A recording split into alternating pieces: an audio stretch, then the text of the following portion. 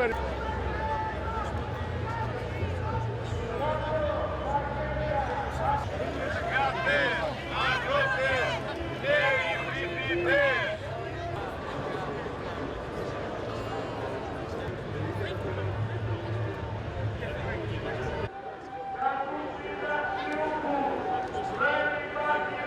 τους συνταξιούχους δεν υπάρχει μία, λεφτά υπάρχουν μόνο.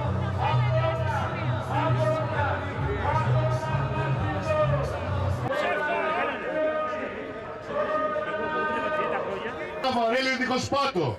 Την ίδια ώρα οι μισθοί στο δημόσιο μένουν καθυλωμένοι. Καθώς λοιπόν για το 2026 οι δαπάνες για τις φυσικές παραλαβές στο μισθικό πρόγραμμα.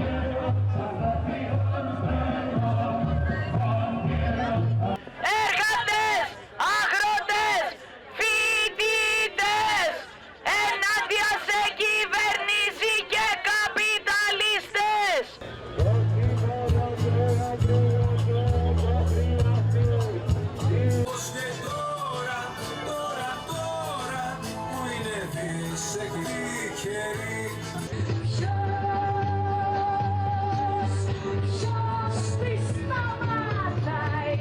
Πολιτικές λιτότητας ενάντια στις πολιτικές της κυβέρνησης, αγώνας του πρωτογενή τομέα είναι και δικός μας αγώνας, γιατί τα προϊόντα για να τους τσακίσουμε. Τη συγκέντρωσή μας θα μιλήσει ο Νίκος Τράκας. Σήμερα λοιπόν μαζευτήκαμε εδώ για να καταγγείλουμε το έχει καταντήσει όχι αναξιοπρεπής. Δεν μπορούμε να επιβιώσουμε. Μας παίρνουνε. Και τρίτο και το πιο σημαντικό, δεν περνάει ο κοινωνικός αυτοματισμός. Οι αγρότες, όλη η κυβέρνηση, όλη η κοινωνία είναι ενάντια στην κυβέρνηση της Νέας Δημοκρατίας. Το περασμένο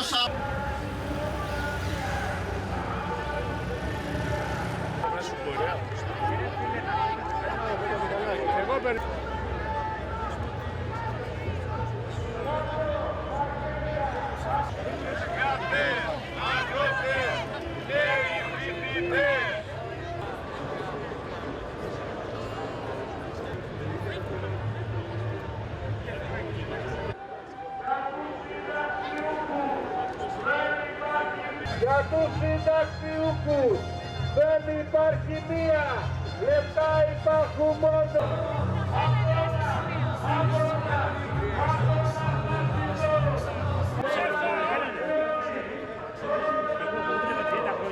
Βαρέλιο Διχοσπάτο. Την ίδια ώρα οι μισθοί στο δημόσιο μένουν καθυλωμένοι. Καθώς λοιπόν για το 2026 οι δαπάνες για τις φυσικές παραλαβές στο μισθικό πρόγραμμα.